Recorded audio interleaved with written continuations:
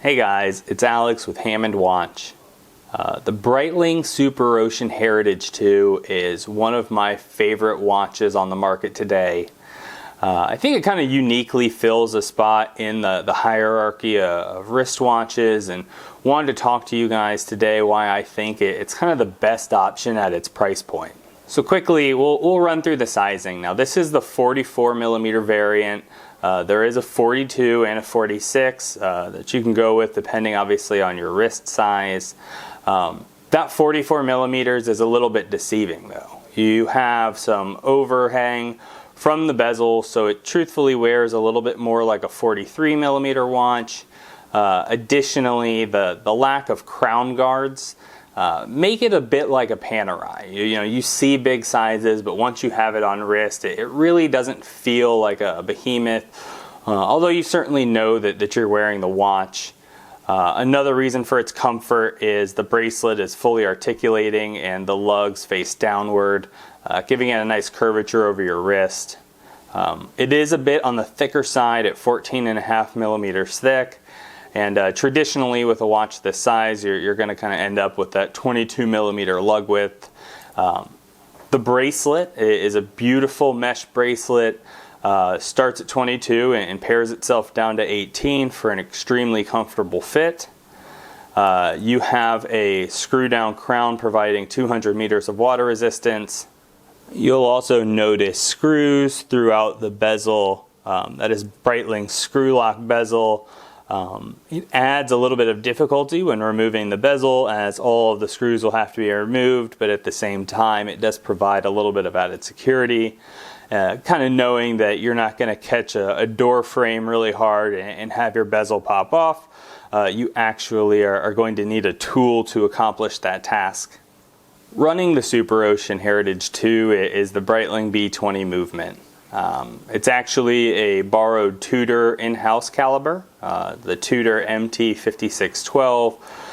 They provide a little bit more decoration than Tudor does, but don't provide a display case back. So outside of pulling the case back off yourself or having pictures taken during a service, you're not really going to get much time to enjoy those kind of visual upgrades.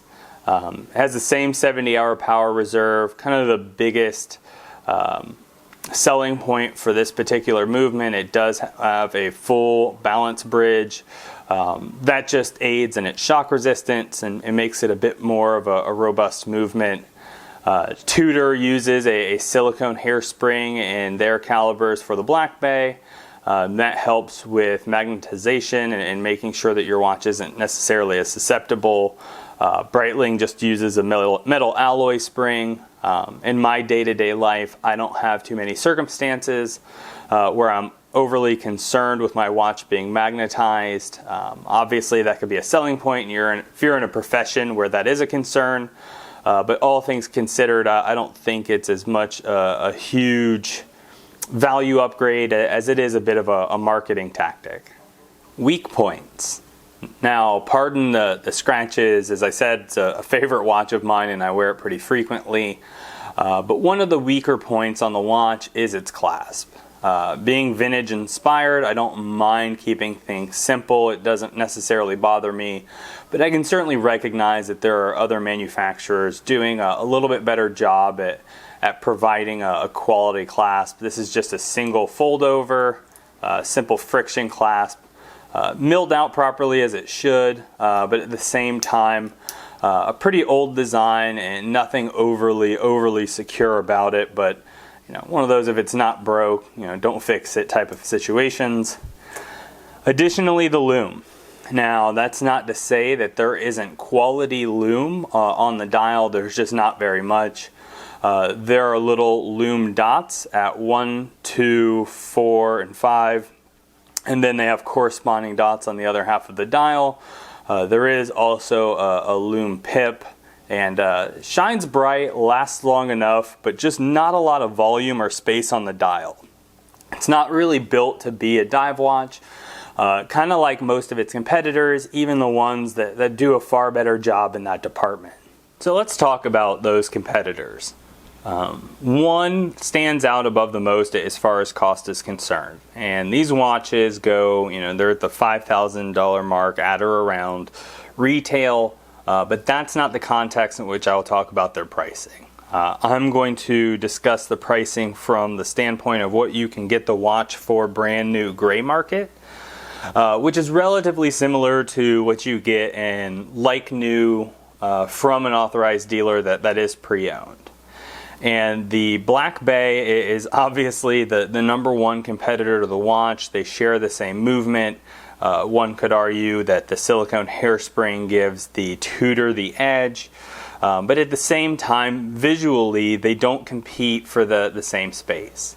The Black Bay, having an aluminum bezel, is more susceptible to scratches. I do appreciate its domed sapphire. I think it offers a great, more true to vintage experience as far as the watch is concerned.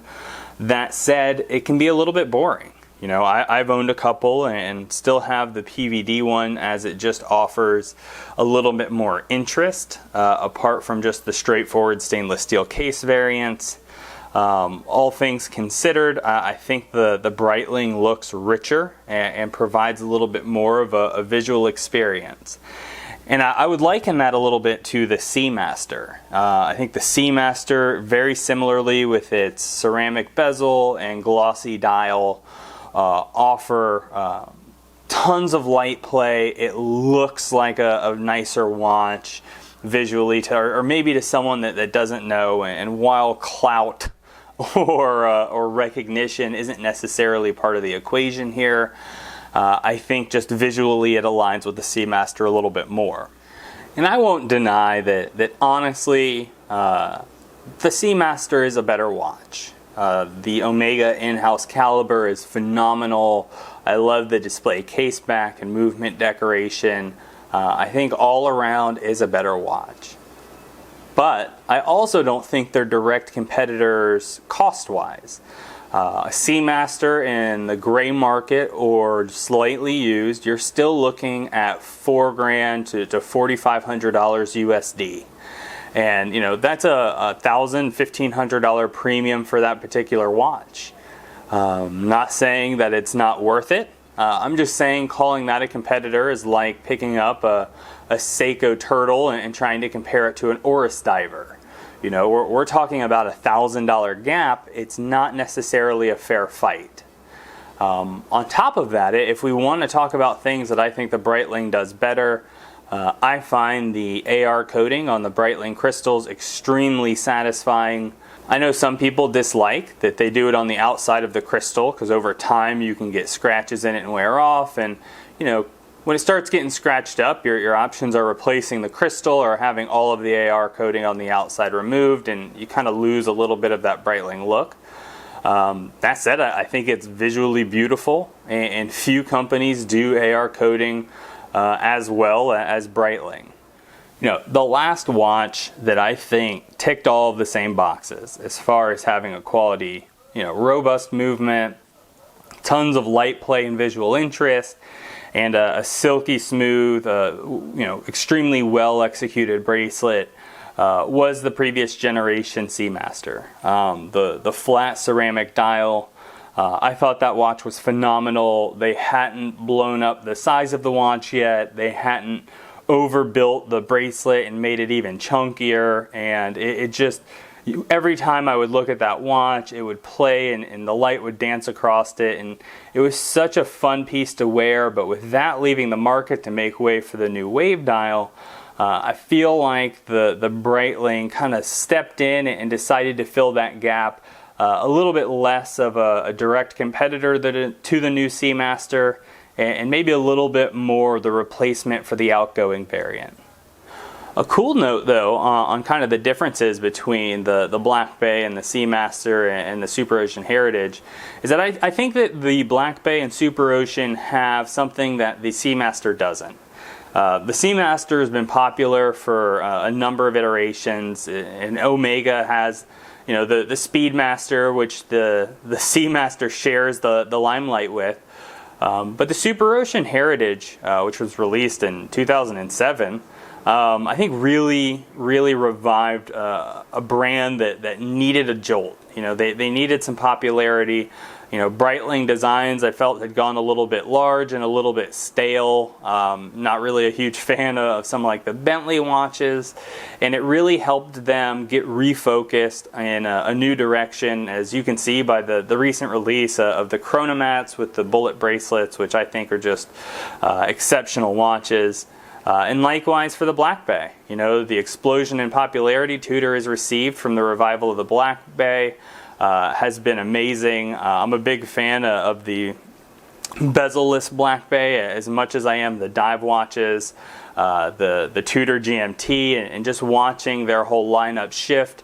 It's been incredibly enjoyable, and watching Tudor and Breitling kind of blossom into friendly competitors. I hope you guys enjoyed the video. If you have, give us a thumbs up. Don't forget to subscribe to the channel. We're putting out content weekly. And I'll see you guys in the next one.